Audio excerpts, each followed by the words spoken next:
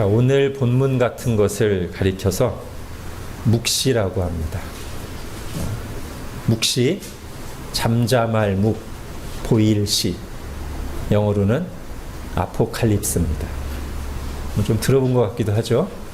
영화 제목으로 아마 들어보셨을 것 같습니다. 엑스맨 아포칼립스 이런, 주로 종말에 대한 내용을 다룰 때 아포칼립스라는 말이 나오고요. 영어 아포칼립스에는 실제로 그런 뜻이 들어 있습니다. 종말이라는 뜻이. 근데 이제 원래는 묵시예요. 즉 묵시는 강렬한 이미지, 기호, 숫자 등의 상징을 통해서 현실과 미래, 특히 종말에 일어날 일들을 드러내는 것입니다. 주로 꿈과 환상을 통해서 주어지고요. 자, 이 묵시라는 말에서 알 수 있듯이 잠잠할 묵, 보일 시, 두 번째 단어부터 할게요. 보일 시, 그러니까 시각적인 계시에 강조점이 있어요. 강렬한 인상을 줍니다. 그런데 앞에 잠잠할 묵이라고 있으니 명쾌하게 드러내는 게 아니라 상징들을 통해서 드러내요. 자, 구약 성경에서는 다니엘서가 묵시를 담고 있고요. 에스겔과 스가랴도 묵시를 어느 정도 포함하고 있습니다. 성경에서 가장 대표적인 묵시는 요한계시록이죠. 사실 요한계시록의 원래 헬라어 이름이 아포칼립시스 요한입니다. 번역하면 요한 묵시록입니다. 즉 요한계시록은 이름으로 보나 내용으로 보나 그 자체가 거의 전체가 그냥 묵시고요.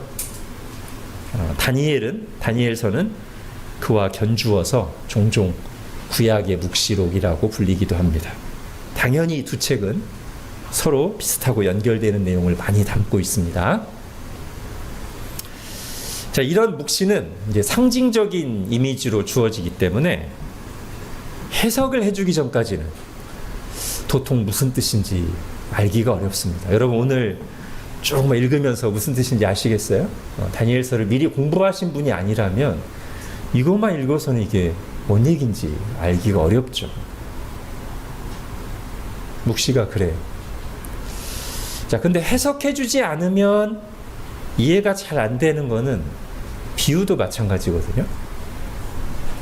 예수님께서 씨 뿌리는 자의 비유를 딱 처음 말씀하셨어요. 이게 하나님 나라 비유인데 그때 성경에 보면 제자들의 반응이 뭡니까? 예수님의 이 비유를 이해하지 못해서 군중들이 다 가고 난 다음에 따로 자기들만 남았을 때 예수님한테 이 비유의 뜻이 무엇입니까? 라고 해석해달라고 요청하죠. 그리고 예수님께서도 하나님 나라의 비밀이 너희에게만 알려졌다 하시면서 군중들에게는 알려주지 않으신 그 비유의 해석을 풀어주십니다. 그래서 이제 비유를 알게 되는 거예요. 자, 해석을 해줘야만 뜻을 알 수 있다는 점에서는 비유와 묵시가 비슷합니다만 이 둘 사이에는 좀 차이가 분명히 있어요. 여러분 비유와 묵시의 차이를 알게 되시면 이제 앞으로 묵시를 이해하고 적용하는데 한결 도움이 되실 겁니다. 제가 간단하게 이렇게 비유와 묵시의 차이를 말씀드릴게요. 비유는 우리 눈에 안 보이는 영적인 진리를, 하나님 나라 진리를 우리에게 익숙한 이 땅의 일들에 빗대어서 설명하는 거예요. 영적 진리는 눈에 안 보이잖아요.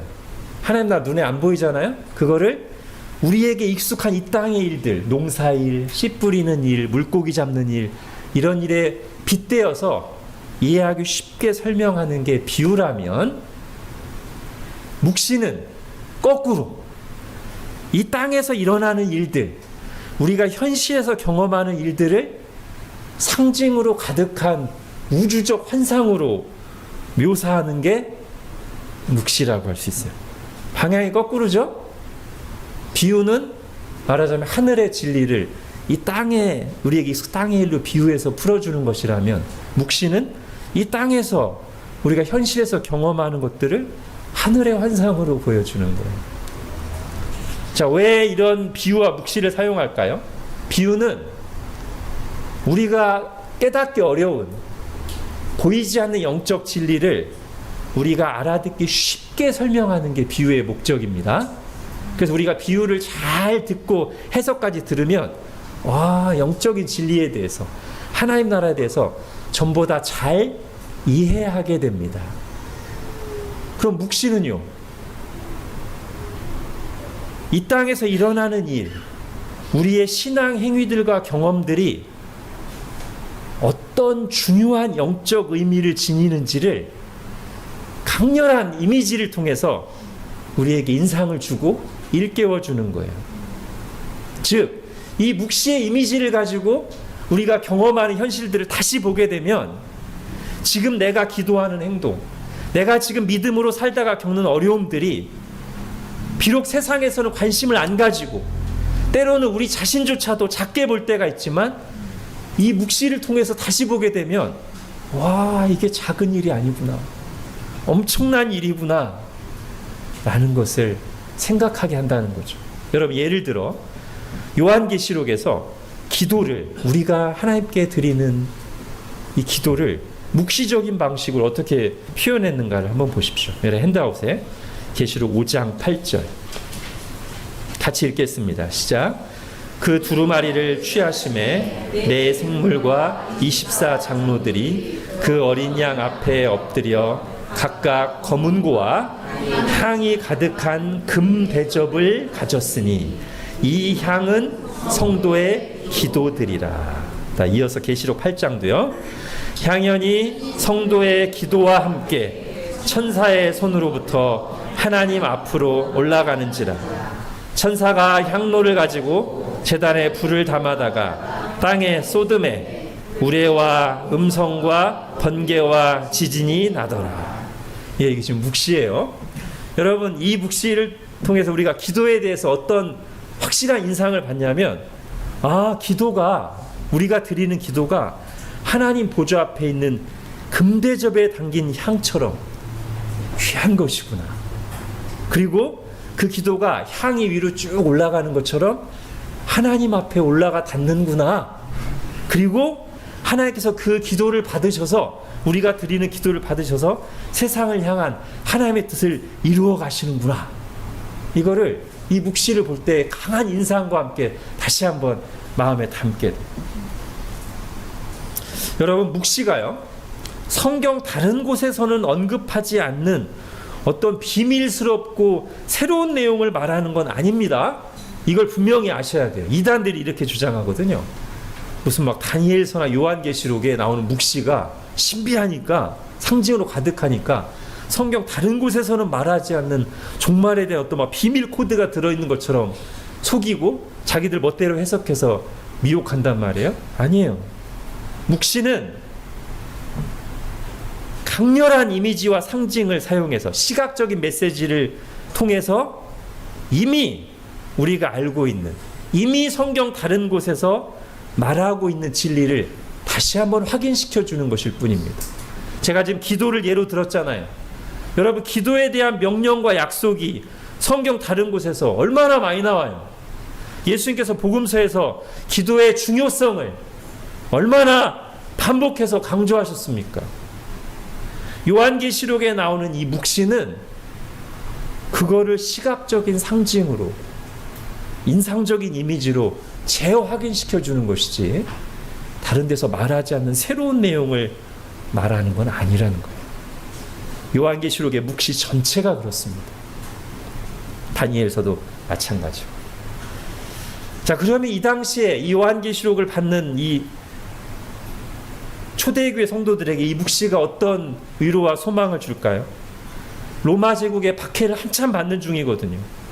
스스로 무기력하게 보고 낙심하기 쉬운 상황에 있는 초대교회 성도들에게, 때로는 하나님의 이름을 부르며 기도할 힘조차 생기지 않을 때도 있는 그들에게 용기와 도전을 주기 위한 거예요. 하나님 이 묵시를 보여주시면서 너희에게는 로마 제국이 가진 칼과 창과 권력은 없지만 너희가 골방에서 드리는 기도, 하나님께 드리는 호소와 탄식, 미약한 교회가 함께 모여서 드리는 그 기도를 하나님이 귀하게 여기시고 흠양하시고 너희의 그 기도를 사용하셔서 세상을 향한 로마 제국을 심판하는 것을 비롯해서 세상을 향한 하나님 뜻을 이루시고 하나님 뜻을 성취하실 것이다. 그러니 낙심하지 말고 내 이름을 부르며 기도하거라. 이렇게 이미지로 보여주시는 거예요. 자, 이거는 계시록이 쓰일 당시의 신자들뿐 아니라 모든 시대 세상 속에서 고군분투하는 신자들에게 주시는 말씀이죠. 이제 오늘 본문을 보겠습니다. 오늘 본문도 마찬가지예요. 다니엘에게 오늘 이 다니엘 7장의 묵시가 주어질 때 이때 이스라엘의 현실은 어땠죠? 그냥 암울했습니다. 나라가 망했고요. 지금 바벨론 제국의 포로로 끌려와 있어요. 바벨론 제국이 온 세계와 사람들의 운명을 좌지우지하는 것처럼 보일 때였습니다. 아니, 바벨론 왕이 하나님보다도 더 힘 있는 것처럼 생각되고 그런 바벨론의 포로로 끌려와 있는 유다 백성들 자신들에게는 이제는 아무런 미래가 없어 보일 때였어요. 하나님께서는 그런 상황에서 그런 현실만 매일매일 보고 있는 당시에 포로된 유다 백성들에게 하늘의 묵시, 새로운 이미지를 보여주시면서 그들의 현실을 다시 바라보도록 새롭게 해석하도록 이 묵시를 주신 것입니다. 이제 오늘 본문의 묵시를 좀 잠깐 살펴볼게요. 아마 대부분 여러분 가지고 있는 성경에서 이 7장 오늘 읽은 단락의 제목이 내 짐승의 환상이라고 나올 겁니다. 그죠? 자, 이 내 짐승이 무엇일까? 이 내 짐승은 네 명의 왕 또는 그 왕들로 대표되는 네 나라를 가리킵니다. 여러분 15절부터 이 환상에 대한 해석이 나오는데요. 17절을 보십시오. 그 네 큰 짐승은 세상에 일어날 네 왕이라. 근데 이 한 구절만 보면 안 돼요. 이것만 보고 이 네 짐승은 네 명의 왕이구나 라고 이렇게 너무 협소하게 해석하면 안 되고 23절에 가보십시오. 23절에 가면 다시 모신자가 이처럼 이르되 넷째 짐승은 곧 땅의 넷째 나라인데라고 해석하죠.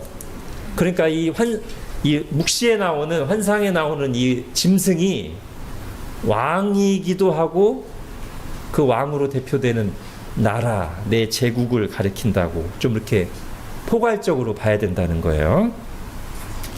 자, 근데 이제 내 나라라고 하니까 오늘 본문보다 앞에 다니엘서 2장에 보면 거기도 내 나라 이야기가 먼저 나오거든요. 그때는 어떻게 나오냐면 이 느부갓네살 대왕이 바벨론의 느부갓네살 대왕이 꿈에서 커다란 신상을 봐요. 근데 이 신상이 머리부터 발끝까지 쭉 보니까 4개의 다른 금속으로 구성되어 있어요. 머리 쪽은 금으로 되어 있고 이 팔과 가슴 쪽은 은으로 되어 있고 배부터 넓적다리까지는 구리로 되어 있고 그 밑으로는 발까지는 쇠로 되어 있어요. 하나님께서 이 꿈을 해석해 주시는데 금으로 된 머리 부분은 느부갓네살 왕 당신을 상징합니다. 또는 느부갓네살 왕으로 대표되는 바벨론 제국을 상징하는 거고요. 나머지 부분들은 이제 그 바벨론 제국에 이어서 앞으로 역사 속에 나타났다가 사라질 다른 제국들, 페르시아, 헬라, 로마를 이제 가리킨다고 봅니다. 물론 다니엘이 또는 느부갓네살 왕이 꿈을 꾸고 다니엘이 해석할 때는 아직 바벨론 시대였어요.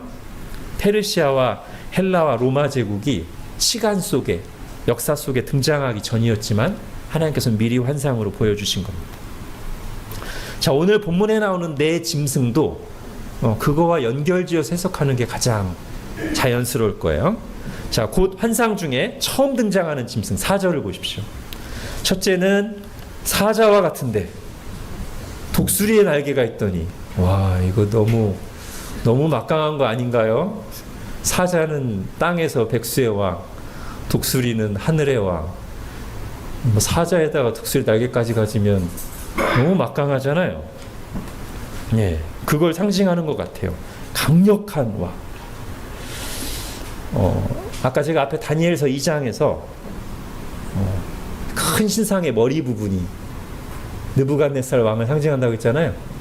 그때 다니엘이 그 꿈을 해석해 주면서 느부갓네살 왕 당신은 여러 왕들 중에 왕이시고 하나님께서 나라와 권세와 능력과 영광을 왕에게 주셨습니다. 왕이 바로 그 금머리입니다 라고 했거든요. 뭐 그거랑 비슷한 것 같아요. 가장 강력한 권세를 가진 사자와 같으며 독수리의 날개가 있고. 자, 그런데 그 뒤에 뭐라고 나와요? 내가 보는 중에 그 날개가 뽑혔어요. 그 뭔가 그 강력하던 권세가 한번 크게 꺾인 거죠. 날개가 뽑혔으니까. 근데 그게 언제 일어나냐면 내가 보는 중에, 지금 다니엘이 보는 눈 앞에서 그 일이 일어났다는 거예요. 그러니까 다니엘의 시대에 이 느부갓네살 왕이 한번 크게 꺾이는 사건이 다니엘서 4장에 나옵니다. 그가 한창 막 권세가 하늘을 찌를 듯해서 왕궁 위에 서서 자기가 건설한 바벨론 제국을 바라보면서 야, 이거 다 내가 한 거야. 누가 내 권세를 당하리라고 하는데 하늘로부터 음성이 들리면서 내가 네 권세를 뺏겠다. 그러면서 느부갓네살 왕이 갑자기 들짐승처럼 돼서 수년간 짐승 같은 삶을 살거든요. 여러분 핸드아웃에 있습니다. 다니엘서 4장 33절에 보면 그 내용이 나와요. 그 뒷부분만 보면 몸이 하늘 이슬에 졌고 머리털이 독수리 털과 같이 자랐고 손톱은 세발톱과 같이 되었더라. 자, 그 후에 이제 다시 정신이 돌아온 느부갓네살 왕은 이전과는 조금 다른 태도를 가지게 됩니다. 옛날에 막 자기가 바라보던 자기 건설한 바벨론 제국을 보면서 한창 교만을 떨었다면 짐승처럼 지내고 나서 다시 제정신 돌아왔을 때는 하늘을 우러러보면서 하나님께 영광과 감사를 올려드리거든요. 어쩌면 그 부분이 그 다음에 나오는 두 발로 서게 함을 받고 사람의 마음을 받았더라 일지도 모릅니다. 근데 이 해석에 대해서는 다른 해석도 가능하니까요. 제가 확정적으로 말하진 않겠습니다. 원래 묵시가 정확한 해석이 좀 어렵습니다. 자, 두 번째 등장한 5절을 보십시오. 두 번째 등장하는 곰과 같은 짐승. 이번에도 아주 힘이 센 짐승이죠. 이 짐승은 바벨론을 무너뜨리고 패권을 얻어서 오랫동안 넓은 영토를 점령하고 다스렸던 메데 바사 제국, 우리에게 더 익숙한 용어로 하면 페르시아 제국을 가리킵니다. 그래서 그 이어서 나오는 그 입의 이빨 사이에는 새 갈빗대가 물렸는데, 요거는 보통 어떻게 해석하냐면 이 페르시아 제국이 정복했던 대표적인 세력들인 바벨론, 리디아, 애굽을 상징한다고 해석합니다. 자, 그 이후에 6절을 보십시오. 또 내가 본즉 다른 짐승 곧 표범과 같은 것이 있는데 그 등에는 새 날개 넷이 있다. 여러분, 이 짐승에게서 어떤 특징을 읽을 수 있겠습니까? 표범도 그렇고 새 날개도 그렇고 둘 다 굉장히 재빠른, 그죠? 신속하게 움직이는 그런 이미지를 가지고 있습니다. 실제로 페르시아의 뒤를 이어 등장한 헬라 제국은 이 알렉산더라고 하는 탁월한 정복자가 32세의 젊은 나이로 갑자기 죽기 전까지 불과 수년 동안에 걸쳐 아주 빠른 속도로 진격하면서 여러 나라를 정복하죠. 그래서 우리가 너무나 이 유명한 정복자를 우리가 일반 역사에서 잘 알고 있잖아요. 자, 근데 잘 보세요. 처음에 이제 날개 넷이 있었는데 나중에 보니까 머리 넷이 있어서 권세를 받았다고 나와요. 이 넷이, 그러니까 처음에는 알렉산더가 살아있어서 정복할 때는 이 4명의 장군들이 있어서 이들이 아주 빠른 속도로 정복하는데 큰 도움을 줬어요. 알렉산더에게 날개 역할을 했어요. 근데 알렉산더가 32살에 갑자기 죽고 나니까, 영토는 막 엄청나게 정복해놨는데 갑자기 죽고 나니까 이제는 이 4명의 장군들이 각자 나라를 차지합니다. 나라가 넷으로 나눠서 4개의 나라가 돼요. 이건 뭐 역사에 나오는 얘기입니다. 나중에 물론 이 나라가 이제 셋으로 조정되긴 하는데 처음에는 넷이 돼요. 그래서 요 6절에 나온 내용은 상당히 구체적으로 알렉산더의 헬라 제국을 가리킨다고 보는 것이 합당해 보입니다. 자, 마지막으로 7절에 나오는 이 넷째 짐승은 지금까지의 짐승들보다 훨씬 강력한 인상을 주죠. 어떤 짐승이라고 구체적으로 말하지 않고 그냥 무섭고 놀라우며 매우 강하며 쇠로 된 큰 이가 있어서 먹고 부서뜨리고. 여러분, 아까 제가 다니엘서 2장에 큰 신상이 나온다고 했잖아요. 그 중에서 이제 무릎 밑에 있는 그 네 번째 나라가 어떤 금속으로 됐다고 했죠? 쇠로 됐다고 했죠, 그죠? 금, 은, 구리, 쇠. 이번에도 이 네 번째 짐승에게 뭐가 있어요? 쇠로 된 큰 이가 있어서 먹고 부서뜨리고. 이렇게 그 꿈하고 연결시키는 게 자연스럽다는 거예요. 어떤 나라일까요? 예, 헬라 제국에 이어서 나타난 역사상 가장 강력한 제국으로 평가받는 로마 제국으로 보는 것이 자연스러워 보입니다. 자, 이렇게 네 짐승들이 무시무시한 위용과 짓밟고 죽이며 세상을 정복하고 좌지우지하는 모습들이 환상 속에 나타나고 나서 그 중에서도 다니엘은 이 네 번째 가장 무섭고 강력해 보이는 네 번째 짐승에 주목하고 있는데 이제 지금까지와는 전혀 다른 종류의 환상이 다니엘 앞에 펼쳐집니다. 여러분 9절을 보십시오. 같이 읽겠습니다. 시작. 내가 보니 왕좌가 놓이고 옛적부터 항상 계시니가 좌정하셨는데 그의 옷은 기계가 눈 같고 그의 머리털은 깨끗한 양의 털 같고 그의 보좌는 불꽃이요 그의 바퀴는 타오르는 불이며. 예, 자, 막 세상을 주름잡는 네 마리의 짐승들이 막 죽고 죽이면서 정복하는 일을 하는 것을 다 보여주고 나서 온통 그들이 세상을 지배하는 것처럼 보이지만 그 중에서도 네 번째 짐승은 너무 강력해서 끝이 없을 것처럼 보이는데 그때 갑자기 다른 환상이 딱 펼쳐져요. 하늘 보좌가 나옵니다. 그리고 그 보좌, 그 왕좌 위에는 옛적부터 항상 계신 분이 딱 앉아 계세요. 누가 진짜 왕이라는 거예요? 누가 진짜 세상을 다스리시고 좌지우지하시는 분이라는 겁니까? 예, 네 마리 짐승들이 아니고 하늘 보좌에 앉아 계신 옛적부터 항상 계신 그 하나님. 희고 불꽃 같고 그런 이미지로 묘사된 그분이 세상의 진정한 통치자라는 거예요. 이어지는 10절, 11절에 보면 이제 그분이 세상을 심판을 하십니다. 그리고 앞서 등장했던 짐승들, 특히 다니엘이 주목했던 네 번째 짐승은 그 하나님의 심판을 받아 영원히 타는 불에 던져집니다. 그리고 나서 이제 이 환상, 이 묵시의 절정 부분에 이르는데요. 지금까지 나왔던 짐승들과 대비되는 인자 같은 이가 등장합니다. 여러분 13, 14절 같이 읽겠습니다. 시작. 내가 또 밤에 환상 중에 보니 인자 같은 이가 하늘 구름을 타고 와서 옛적부터 항상 계신 이에게 나아가 그 앞으로 인도되매 그에게 권세와 영광과 나라를 주고 모든 백성과 나라들과 다른 언어를 말하는 모든 자들이 그를 섬기게 되었으니 그의 권세는 소멸되지 아니하는 영원한 권세요 그의 나라는 멸망하지 아니할 것이니라. 아멘. 이게 이제 하나님 나라죠. 인자 같은 이가 다스리시는 영원한 나라.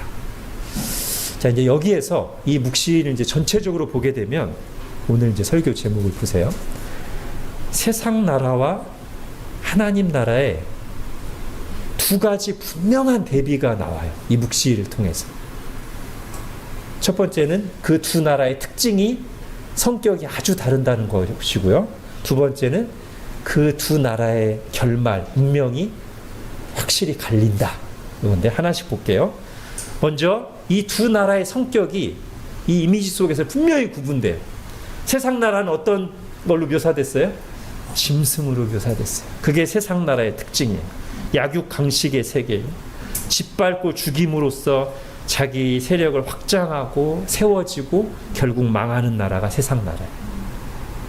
죽임으로써 세워지고 죽임으로써 망하는 나라. 거기에는 끝없이 고통과 갈등과 경쟁과 전쟁과 죽임이 끊이질 않습니다. 그런데 이어서 나오는 이 하나님의 나라는 그런 짐승들과는 달리 인자 같은 이가 통치하십니다. 여기서 인자는 사람인 아들 자예요. 사람의 아들, Son of Man. 예수님이 복음서에 보면 자기 자신을 말할 때 내가 라고 하지 않고 뭐라고 그래요? 인자가. 그런데 이제 예수님으로 이어지기 전에 우리가 좀 이 인자라는 말을 살펴볼 게 있습니다. 원래 하나님께서 세상을 처음 창조하시고 나서 누구에게 온 땅을 다스리라는 통치권, 사명을 주셨죠? 사람에게, 그죠? 인간에게 주어진 그 통치의 사명과 연관해서 인간만이 가지고 있는 아주 중요한 특징이 창세기 1장에 반복해서 나오는데 그게 뭐예요? 인간이 하나님의 형상이라는 겁니다. 여기에 이제 하나님 나라의 원형이 있어요. 죄를 짓기 전 인간은 온전한 하나님의 형상이었습니다. 그런 인간이 하나님의 형상으로서 하나님을 닮은 자로서 하나님의 뜻대로 인간이 통치했더라면 그 자체가 하나님 나라인 거예요. 네? 인간이 죄로 물들지 않고 하나님의 형상으로서, 그래서 하나님의 뜻대로 세상을 통치했다면 하나님의 통치가 이루어지는 거잖아요. 인간을 통해서. 이게 하나님의 나라라니까요. 이 하나님 나라의 원형이에요. 근데 죄가 들어왔고, 죄가 하나님과의, 인간과의 관계를 깨트리고요. 죄가 들어오면서 하나님의 형상이 변질돼요. 부패돼요. 그 이후의 역사는 이 부패한 본성의 인간이 통치하는 역사예요. 그렇게 생겨난 인간의 나라들은 본래 하나님이 의도하신 나라, 즉 하나님 나라의 모습과는 너무나 다른 모습이에요. 성경에 보면 그것이 노아 홍수 시대, 바벨탑 시대 쭉 나오죠. 하나님 나라의 특징인 의와 평화와 기쁨은 상실되고 그 자리에 죄와 갈등과 전쟁과 왜곡된 욕망의 추구가 자리 잡죠.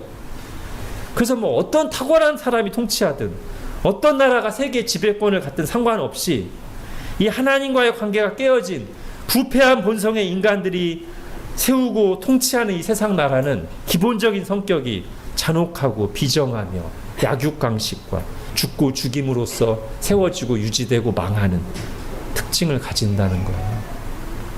다니엘에게 환상으로 보여주신 이 포악한 짐승들의 모습은 그런 세상 나라의 특징을 이미지로 딱 강렬하게 보여주는 겁니다. 아, 세상 나라가 이렇구나. 그러다가 때가 되면 하나님께서 다시 본래 의도하셨던 하나님 나라를 성취하실 것인데 그 중심에는 누가 있다고요? 하나님 나라를 상실하게 만든 근본 원인인 이 죄 문제를 해결하시고 하나님과의 관계를 회복하시면서 하나님의 뜻대로 우리를 통치하실 인자 같은 이가 그 중심에 있습니다. 하나님이시면서 사람이 되신 분, 즉 하나님의 아들이면서 동시에 인자 곧 사람의 아들로 오셔서 우리 죄를 짊어지시고 죽으시고 부활하신 우리 주 예수 그리스도가 바로 그 하나님 나라의 중심에 있어요. 그는 첫사람 아담의 실패를 이겨내고 하나님의 뜻을 성취하시는 두 번째 아담이 되십니다. 예수님께서 부활하신 후에 제자들에게 마지막으로 주신 명령, 저는 이걸 하나님 나라 명령이라고 부르는데요. 보면 오늘 본문 14절과 너무 비슷해요. 사실 이 14절의 성취라고 말해도 될 것 같아요. 여러분 핸드아웃에 마태복음 28장 18절에서 20절 같이 읽겠습니다. 시작.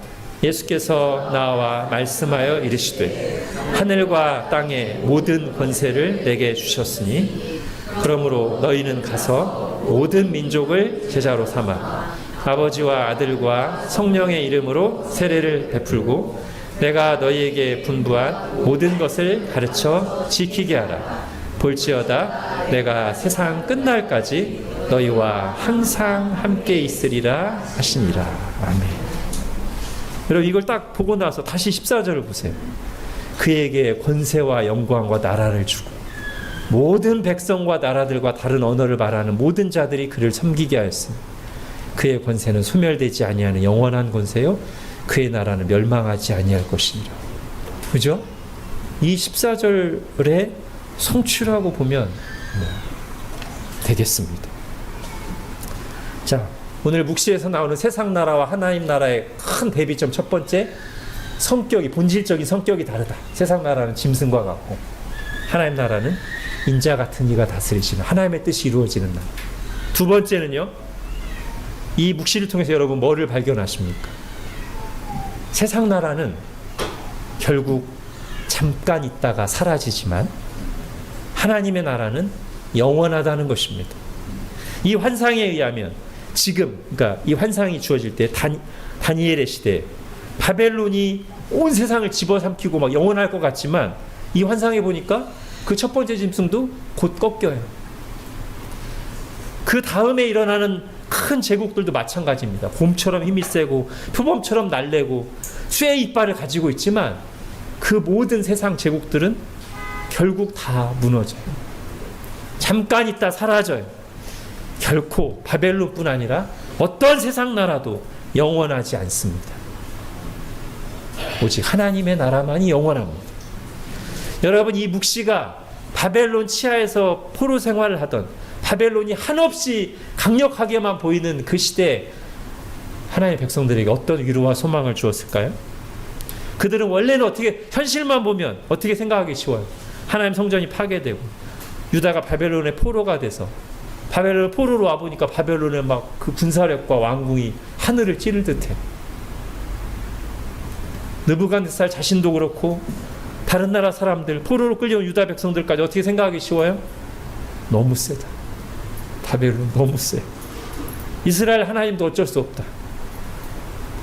세상의 주인은 바벨론이다. 이렇게 생각하기 쉬운데 현실만 보면 이 묵시를 통해 다시 현실을 보니 아니 이렇게 사자에다가 독수리의 날개까지 가진 이 바벨론도 뽑혀 꺾여 망해 끝이 있어. 그 뒤에 나오는 엄청난 제국들도 마찬가지. 실제로 바벨론은 불과 70년 만에 무너집니다. 유다 백성들은 포로로 끌려간 지 70년 만에 다시 예루살렘으로 귀환합니다.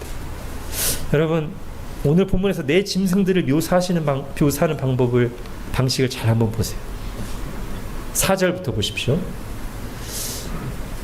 내가 보는 중에 그 날개가 뽑혔고요. 땅에서 들렸고요. 서게함을 받았고요. 사람의 마음을 받았고요. 5절에도 보십시오. 그것에게 말하는 자들이 있어 이르기를 일어나서 많은 고기를 먹어라. 6절에도 마지막에 권세를 받았더라. 예, 상당히 많은 부분이 수동태로 표현되어 있어요. 그죠? 이게 뭐를 의미하는 걸까요? 왜 이런 식으로 묘사했을까요? 이 강력한 세상의 나라들, 왕들이 다 자기 멋대로 자기 힘으로 모든 걸 다 하는 것 같지만 물론 일부분은 그런 게 있어요. 그들의 악한 본성을 따라 마음대로 행동하지만 사실 다시 생각해보면 그들이 이 엄청난 정복자들과 그 나라들이 결코 하나님의 컨트롤 너머에 있는 것이 아니며 이 모든 제국의 흥망성쇠의 이면에는 그들에게 권세를 주기도 하시고 뽑아내시기도 하시는 하나님의 활동, 하나님의 섭리가 있다는 것을 분명히 보여주는 것입니다. 한마디로 하면 하나님이 다스리신다. 이게 다니엘서의 핵심 메시지거든요. 이스라엘뿐 아니라 바벨론과 모든 세상을 하나님이 다스리신다. 지금 이스라엘이 포로로 끌려와 있는 것은 단지 그들의 국력이 약해서만은 아니다. 하나님의 징계다. 하나님이 지금은 이 바벨론을 크게 일으키셔서 하나님의 뜻을 거스르고 우상 숭배하는 유다를 징계하는 몽둥이로 사용하고 계시는 것인데, 하나님이 얼마든지 하나님이 사용하신 그 몽둥이, 지금은 너무나 강력해 보이는 바벨론의 날개도 뽑으실 수 있고 그들의 마음도 바꾸실 수 있다. 이스라엘의 고난과 회복을 바벨론이 아니라 하나님이 주관하신다. 그리하여 하나님께서 계획하신 모든 일을, 하나님의 나라를 하나님께서 시간 속에서, 역사 속에서 반드시 성취하신다.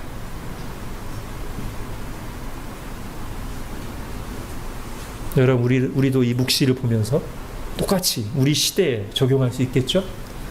우리 시대도 다 하나님의 섭리 아래에 있습니다. 미국, 중국, 러시아, 일본, 한국, 북한, 다 멋대로 악하게 행동하고 있어요. 그러나 하나님의 섭리 아래에 있습니다.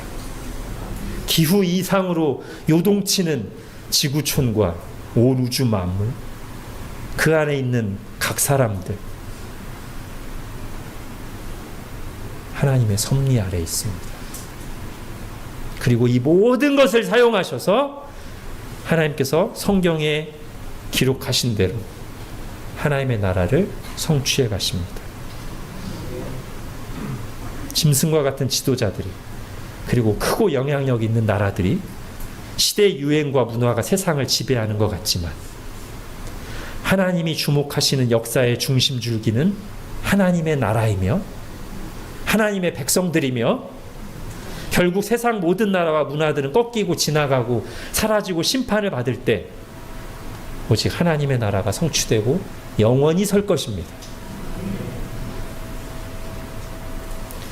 그렇다면 우리는 이 묵시를 받고 세상을 새로운 시각으로 바라보면서 이런 질문 앞에 서게 됩니다. 그러면 우리는 어떻게 살 것인가? 오늘 표현으로 하면 세상 나라를 위해 살 것인가? 하나님 나라를 위해 살 것인가? 짐승으로 묘사된 세상 나라, 그 양육강식의 나라, 잠깐 있다가 하나님의 심판을 받고 사라질 나라, 그 나라에 동조하고 휩쓸려서 나도 그 나라 안에서 조금 더 소유하고 조금 더 즐기는 것에 온통 내 삶의 소망을 두고 살 것인가? 아니면 그리스도께서 다스리시는 영원한 하나님 나라, 내가 부름받은 그 나라, 그 나라의 일원으로서 그 나라의 성취에 동참하며 그 나라를 증언하며 그 나라를 경험하고 추구하며 살 것인가?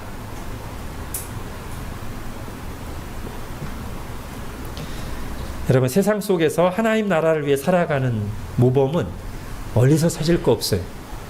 다니엘을 보면 됩니다. 다니엘이 지금 세상을 상징하는 바벨론의 중심부에 던져졌잖아요. 거의 평생을 바벨론 왕궁에서, 세상 한복판에서 살았습니다. 오늘날로 말하면 다니엘은 바벨론의 고위직 공무원이에요. 우리가 보는 바와 같이 특별한 계시를 받아 전하고 기록하는 일도 다니엘이 했지만, 사실 우리가 조금만 생각해 보면 다니엘의 하루 일과 그의 인생의 상당 부분은 그 당시에 당대 사람들, 함께 왕궁에 근무했던 사람들과 크게 다르지 않아요. 그죠? 출근해서 바벨론 제국의 유지와 발전과 문제 해결을 위한 행정적인 일들을 했겠죠. 사람들을 만나고 회의하고 지시하고 왕에게 보고하고 서류를 작성하고 먹고 자고 움직이면서 그의 시간 대부분을 보냈을 것입니다. 바벨론 제국 안에서, 세상 한복판에서. 그게 다니엘의 삶입니다. 그러나 두 가지 점에서 세상 사람들과 동시대 사람들과 분명하게 달랐으니, 첫째는 우리 지난주에도 본 것처럼 그 세상 속에 살면서도 세상 사람들과 분명히 구별된 삶을 살았어요. 자기 앞에 차려진 다른 세상 사람들은 얼마든지 아무 생각 없이 먹으며 육체의 욕구를 채울 수 있는 음식들을 주는 대로 넙죽넙죽 다 받아 먹는 것이 아니라, 아무리 좋아 보여도, 아무리 내 입에 침이 흐르는 음식일지라도 하나님의 말씀에 어긋나는 것이면 분명히 거부했어. 그리고 하나님 앞에서 사는 길, 영적으로 활기차게 되는 길, 영적으로 자라나는 길, 하나님의 뜻을 이루는 길을 선택하고 거기에 열심을 냈습니다. 둘째는 그거보다 더 근본적인 것으로서 그는 어디에 있든 무슨 일을 하든 내가 살아가는 이유, 내가 존재하는 목적을 하나님과 하나님이 세워가시는 나라에 두었어요. 거기에 초점을 뒀어요. 다니엘은 자기가 하는 모든 일을 사용하셔서 하나님께서 당신의 뜻을 이루실 것을 믿었습니다. 그가 비록 바벨론의 궁정에서 바벨론의 왕의 명령을 받들어서 행하는 세상의 행정적이고 정치적인 일들까지도, 그렇기 때문에 자신이 하는 모든 일을 어떻게 하면 하나님의 뜻대로 할까 생각하기도 하고, 나에게 어떤 업무가 맡겨지는 어떤 기회가 왔을 때 그것을 하나님께 영광 돌리는 기회로, 도구로 삼았습니다. 그러면 우리가 그렇게 의식하고 생각하면 똑같은 일을 할지라도 분명히 마음 자세와 어떤 일을 하는 디테일과 방향이 달라질 거예요. 그죠? 내가 지금 여기 있는 이유는 하나님 나라를 이루기 위해서 여기 있다. 내 몸은 사랑을 실천하기 위해서 주님이 주신 몸이다 라는 의식을 가지고 있으면 분명히 반응이 달라져요. 삶의 태도가 달라져요. 다니엘은 예수 그리스도께서 이 말씀을 성취하시는 것을 직접 보지 못했습니다. 그 이전 사람입니다. 그리고 그가 평생을 일했던 바벨론 제국은 멸망당해서 없어졌습니다. 그렇지만 다니엘이 바벨론 땅에서 했던 모든 일들은 하나님 나라를 위한 일이었기 때문에 하나님께서 영원히 기억하시는 가치 있는 일이 되었습니다. 여러분, 제가 현재 사는 집에 이사한 게 한 3년 반쯤 전인데요. 그 이전에는 자주자주 이사하다가 그때 한 6년 만에 이사한 것 같아요. 그래서 어느 때보다도 이사하면서 짐을 많이 버렸습니다. 정말 많이 버렸어요. 아이들 사진, 아이들이 활동했던 것도, 제가 공부했던 거, 하여튼 굉장히 많이 버렸어요. 늘 보던 거, 추억이 담겨 있던 거 정말 많이 버렸어요. 너무 많이 버리니까 잠깐 좀 기분이 이상했어요. 만일 그 버린 물건들 그 자체가 제 삶의 목적이었다면 아마 그걸 버리면서 허무함을 극복하기가 쉽지 않았을 것 같아요. 결국 내가 다 이렇게 쓸모없게 되고 버려지는 것들을 위해서 살아왔다니, 이렇게 생각될 거 아니에요. 그러나 제가 버린 그 많은 것들은 목적이 아니라 도구였다는 사실을 생각하면서 다시 마음을 잡고 의미를 찾게 됩니다. 그때 하나님의 뜻을 이루기 위해서 사용한 도구들이고, 하나님이 주신 선물들이고, 영원히 하나님 나라에 함께할 우리 아이들을 사랑하고 양육하는 데 사용된 재료들이었다는 거죠. 그 아이들이 있다면 나머지는 버려져도 돼요. 그 도구들이 얼마의 돈을 들였던, 얼마나 정성을 들였던 것일지라도 결국은 사라질 것이고 사라져도 됩니다. 자, 이것을 좀 더 큰 틀에서 우리 인생 전체로 역사로 확장해서 적용하면 오늘 본문과 같이 거의 대부분의 것들은 잠깐 있다가 사라질 것들인데, 만일 우리가 그것을 전부로 여기구나, 우리의 삶의 목적으로 삼는다면 우리는 우리 인생은 결국 허무한 인생이 될 것입니다. 다 사라질 것, 불타 없어질 것을 위해서 거기에 내가 목적을 두고 소망을 두고 평생을 내게 주어진 결코 길지 않은 인생을 거기 쏟아 부었으니 그건 허무한 인생이죠. 어떻게 보면 쓸모없는 인생이고요. 반면에 우리는 똑같은 현실에서 똑같이 사라져가는 세상 속에서 살고 일을 하면서도 영원한 하나님 나라의 목적을 두고 하나님 나라를 위해서 살 수 있습니다. 어떻게 해요? 그 잠깐 있다가 없어지는 그 모든 것들을 목적이 아니라 도구로, 기회로 삼는 것이죠. 뭘 위한 도구? 뭘 위한 기회? 하나님 영광을 드러내, 그리고 사랑을 실천할 하나님 나라를 위한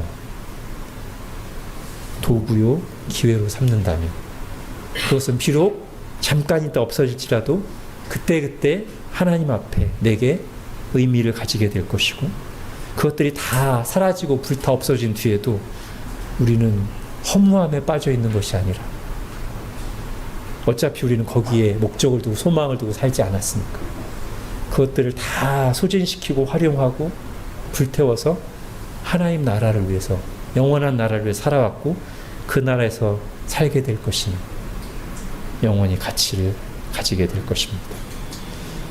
오늘 하나님이 보여주시는 묵시는 현실을 그렇게 바라보게 돕는 하늘의 안경이라고 할 수 있습니다. 그리고 우리는 그런 부르심을 따라 살도록 구원받고 부름받고 이 땅에 존재하는 하나님 나라 백성입니다. 기도하겠습니다. 하나님, 이스라엘이 정말 암울한 시절, 현실만 보면 아무런 소망을 갖기 어려운 그때 하나님께서 당신의 백성들로 낙담하고 절망하지 않게 하시려고, 다시 하나님이 이루시는 일을 보게 하시려고, 현실을 새롭게 해석하고 반응하게 하시려고 보여주신 묵시를 저희도 오늘 다시 살펴보면서 지금 우리에게 적용했습니다. 하나님, 짐승과 같이 표현된 나라, 잠깐 있다가 사라진 하나님의 심판에 의해서 불에 타고 소멸할 것들에 우리가 삶의 목적을 두고 그것이 영원할 것처럼 착각하며 거기에 휩쓸리고 동조하느라 우리 인생을 허비하며 살지 않게 하시고, 오늘 주님께서 분명하게 보여주신, 그리고 나를 부르신 그 영원한 나라, 인자이신 예수 그리스도께서 다스리시는 나라, 그 하나님 나라에 목적을 두고 소망을 두고 매일매일의 우리의 삶을 살아가는 저희들 되게 하여 주옵소서. 예수님의 이름으로 기도합니다. 아멘.